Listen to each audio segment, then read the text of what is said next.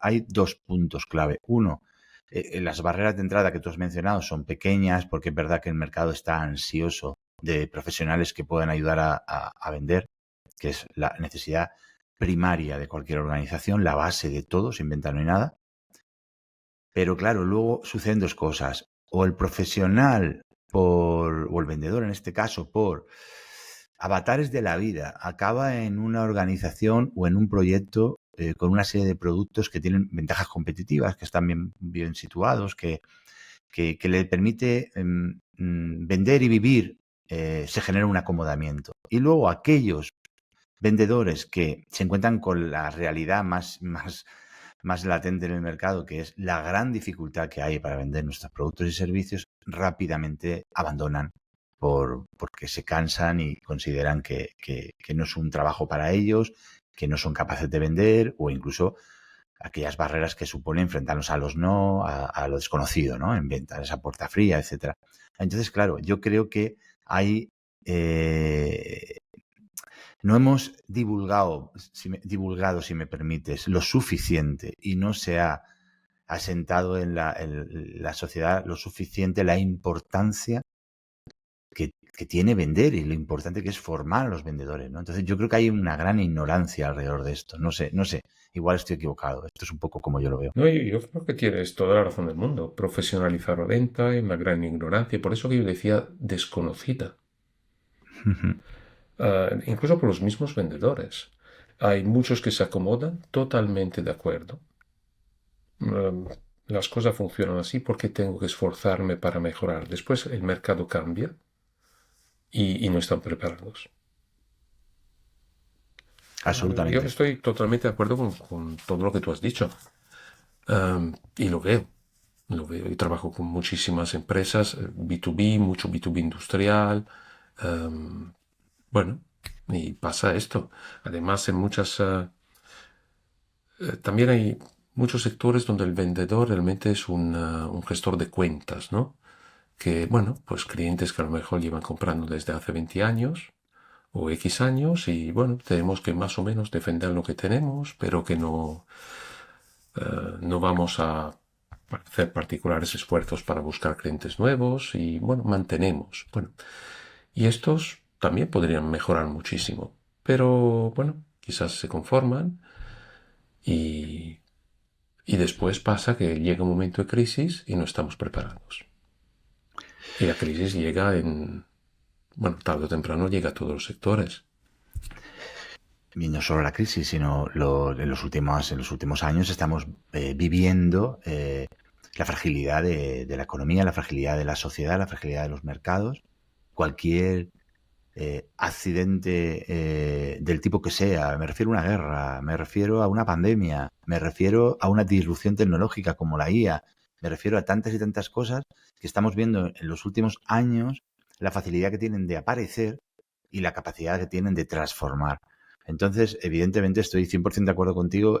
Es que es más, yo creo, fíjate, yo creo que la etiqueta del podcast lo define, ¿no? Yo soy un enamorado bueno, pues no, de ver la venta desde ese perfil humanista, ¿no? ¿Por qué? Porque al final creo que una persona que se desarrolla en el arte de entender al otro, ¿no? En el arte de comprender, que cultive los valores fundamentales de un gran vendedor, que están en la empatía, están en la escucha, están en la capacidad de poner en el centro de todo al cliente y a su necesidad, etcétera, etcétera, es que crece como persona. Es que es una profesión que te da te da la oportunidad del desarrollo personal más puro, que es algo que a mí me maravilla.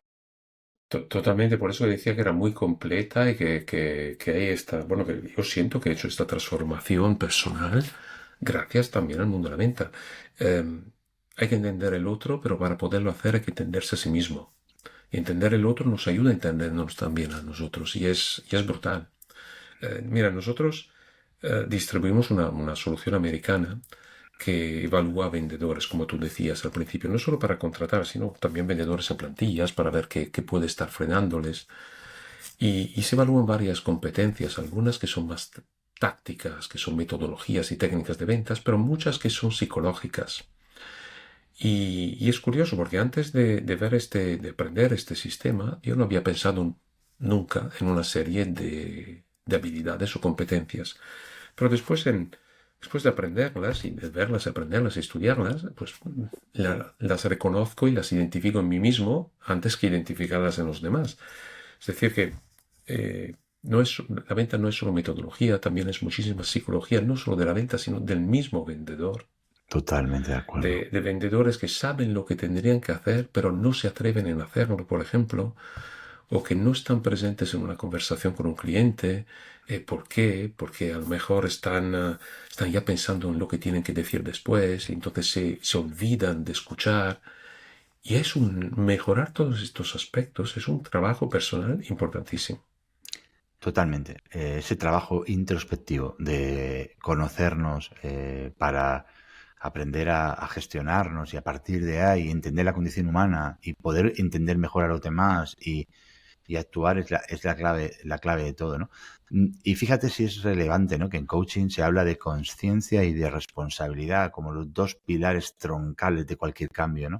Entonces, ¿cómo vamos a cambiar o cómo vamos a generar un cambio en nosotros mismos si ya de partida no tenemos conciencia de que lo tenemos que hacer, de que ese proceso es necesario, de que eso nos vendría bien, ¿no? Ese salir de la zona de confort para darnos el lujo, y yo creo que no solo el lujo, sino darnos la oportunidad de crecer como personas, ¿no? Esto me apasiona, es el campo que más me apasiona, tiene que ver mucho con la psicología de la labor de vendedor, porque cuando desarrollas estas habilidades estás más preparado, ¿no? Para ponerte delante de alguien y leer muchas más cosas de las que lees en una situación normal, que estás bloqueado por tu propio ego, por tus propias necesidades del momento. Entonces, me parece Mira, que lo que hemos traído es brutal. has mencionado dos cosas, la responsabilidad y esto de salir de la zona de confort. Mira, curiosamente nuestro test mide estas dos competencias. Una la llamamos responsabilización y la otra determinación. La responsabilización es, bueno, no buscar excusas, ¿no? Reconocer que si queremos que las cosas cambien, el primero que tengo que cambiar soy yo. Y no decir que, oye, si las cosas no van bien es culpa de la economía, es culpa de la empresa que no me apoya, nuestros precios son demasiado altos, que puede ser, ¿eh? Pero quizás si las cosas no van bien es que en esta economía tan difícil no he encontrado aún la manera de vender. Entonces eso cambia un poco la visión, no es la economía que va mal, soy yo que no he encontrado la manera de trabajar en esta economía. Y hay otros que sí a lo mejor lo han encontrado, por lo tanto se puede hacer. Entonces, evitar de buscar excusas. De hecho, esto es en toda la media de los vendedores que hemos evaluado, es una de las competencias en que encontramos más problemas. Que es muy fácil decir, la culpa es del otro. La economía, la competencia, el cliente que no entiende, mi jefe que no me hace dar descuentos, no tenemos los productos adecuados, etc, etc. Si eso no hay, es decir, si damos excusa, no hay ese motor para cambiar. Y una vez que tú dices, reconoces que tienes que cambiar, como tú has dicho, tienes que estar dispuesto a salir de la zona de confort. Y zona de confort es hacer algo que no me gusta, algo quizás que es difícil, algo quizás que me da miedo, a lo mejor con el cual no estoy tampoco de acuerdo, pero que hay que hacer, ¿no? Y eso es otro, bueno, ahí vemos también diferencias entre vendedores. Enrico, tú tienes una manera, he leído algún post tuyo, tienes una manera de visualizar el vendedor como un autoemprendedor. Y me encanta porque creo que la ambición bien entendida de cualquier vendedor tiene que ser la de encontrar los espacios para el máximo rendimiento. Y eso tiene absolutamente todo que ver con un emprendedor y con un empresario. Cuéntanos más sobre esta manera de mirar que tú tienes. Bueno, yo en general pienso que los que trabajan por cuenta ajena, yo trabajo por mi cuenta desde hace muchísimos años, pero los que trabajan por cuenta ajena deberían pensar en sí mismos como unas pequeñas startups. Entonces tú no eres José Pascual, tú eres José Pascual SL. ¿Y esto qué significa? Que ahora mismo estás vendiendo tus servicios a un cliente, que es tu empleador actual, pero Entonces todos tus esfuerzos están en la producción, ¿no? Como un departamento de producción. Pero deberías siempre tener un departamento de marketing que cuida tu marca personal, eventualmente un departamento de venta, cuidar de I+D para mejorar tu capacidad de producir, de customer service, ¿no? De customer success para asegurarte que tu cliente esté realmente contento contigo. Y eso sería la base para ser inquietos, para querer constantemente mejorarse y a veces también decir, hombre, quizás no estoy no tengo un cliente suficientemente bueno, el cliente que más es adecuado a mis capacidades y debería ir a buscar a otro. Mira, la semana pasada estaba en Milán dando formación a una empresa y había un vendedor, tenía unos 33 años más o menos. Y este vendedor ha sido emprendedor durante muchísimos años, ha probado cosas, no le han ido bien, ha vuelto, pero bueno, una persona muy inquieta, muy activa. Y entonces estaba hablando con él, que me contase un poco su historia, y me decía que en esa empresa había encontrado un trabajo a su medida, que él consideraba su territorio como su pequeña empresita, la suya.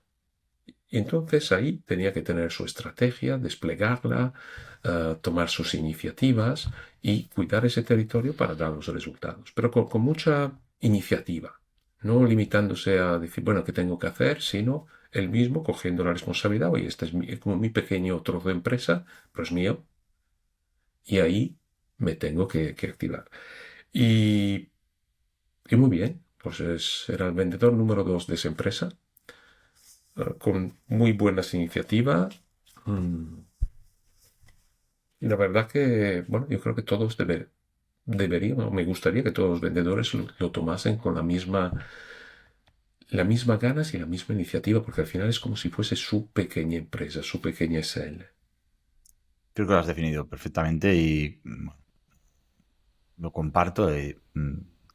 Y volvemos un poco a lo mismo, ¿no? Que ¿cuántos vendedores lo ven así? Pues desgraciadamente no muchos, porque tú has hablado de trabajar la marca personal, tú has hablado de medir un poco cómo estás atendiendo a tu cliente, has hablado de muchas cosas de innovación que son aplicables a nuestro trabajo de manera individual y que lógicamente en la medida en la que no le prestemos atención a eso nos vamos quedando competitivamente hablando atrás.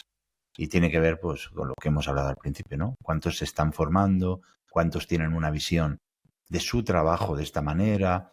Mira, ser vendedor tiene una cosa también muy interesante y es que, y tiene que ver con esto, es que nosotros nos podemos visualizar como empleados, con lo cual estamos de alguna manera entendiendo que, bueno, que trabajamos para otros y que otros son los que se tienen que responsabilizar de darnos, el trabajo, decirnos cómo tenemos que hacer las cosas, o podemos vernos como esa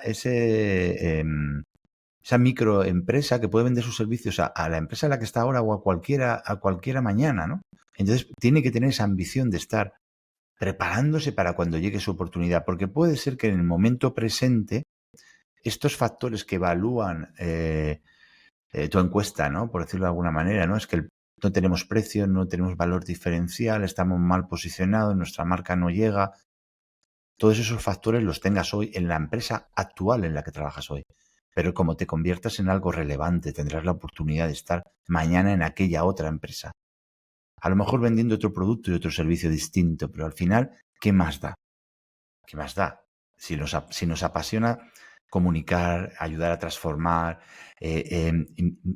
presentar soluciones que de verdad te aportan valor, ¿qué más nos da vender un producto que otro? En un momento determinado, eso no tiene por qué ser muy relevante, ¿no? Entonces, esa visión, pues desgraciadamente no lo tienen todos los vendedores. Hay algunos que sí, los de más éxito evidentemente la han tenido y han sabido pivotar de unas empresas a otras y conseguir aprovecharse de cómo han ido ellos creciendo. En algún momento las empresas no les han acompañado y han dicho, pues me toca pivotar porque aquí me he quedado estancado, ¿no? Y yo tengo un potencial y una capacidad. Pero solamente sucede eso si lo visualizamos de esa manera. Sí, y desafortunadamente no todos lo hacen de esa manera. Es una lástima, pero una lástima para ellos, ¿eh? Para los que no lo hacen de esta manera, porque tarde o temprano se ponen también en riesgo. Mm, ¿Eres experto? Ya sé que lo de la etiqueta te resuena un poco, pero eres experto en B2B y bueno, siempre se habla de B2C, B2B, bueno, le nombramos los mercados o las diferentes maneras de vender con estas etiquetas.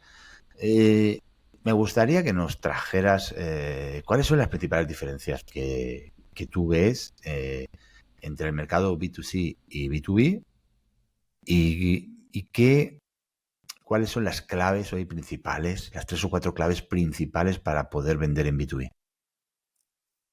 Bueno, a tu primera pregunta me es un poco difícil contestar. Em, si conociese bien los dos ámbitos, los podría comparar y decirte, mira, esto y eso.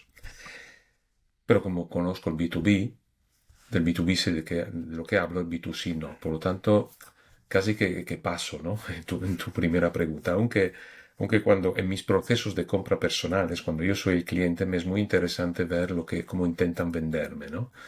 Y evidentemente hay paralelismo. Al final una venta es una venta.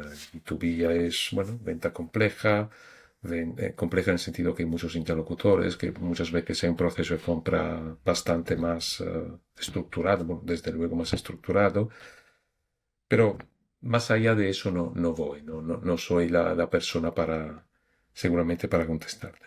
En cuanto a tendencias o factores claves, tendencias es una buena pregunta. Además, ahora se habla tanto de inteligencia artificial y cosas de ese estilo, y aún no tengo súper claro dónde acabará todo eso. Lo estoy siguiendo de cerca para entenderlo. No lo he entendido al 100%, por lo tanto, seguramente ahí será, como mínimo, será una ayuda. Pero factores clave, eso sí que puedo decir algo. Para que una oferta de venta sea exitosa, el factor clave es el manager. Si el manager no hace bien su trabajo, la fuerza de venta no va a ningún sitio. Hagamos abstracción de lo que se pueda estar vendiendo, pero hemos visto claramente que hay una correlación entre la calidad del manager y lo que el manager hace, y la personalidad incluso del manager, y cómo después el equipo se comporta. Después, otro factor clave a ver, cambio un poquito la frase. Una gran limitación de la mayoría de fuerzas de venta que vemos es que no tienen claro el proceso de ventas. Cuando digo no tienen claro el proceso de venta, nosotros utilizamos un proceso de venta en esencialmente 4 etapas. La primera es discovery o descubrimiento, la segunda es calificación, la tercera es presentar y la cuarta es negociar y cerrar. Bueno, es como lo organizamos nosotros. Otros lo harán más etapas, etc. Pues la mayoría de vendedores que nosotros conocemos o vemos saltan a la etapa 1 y la etapa 2.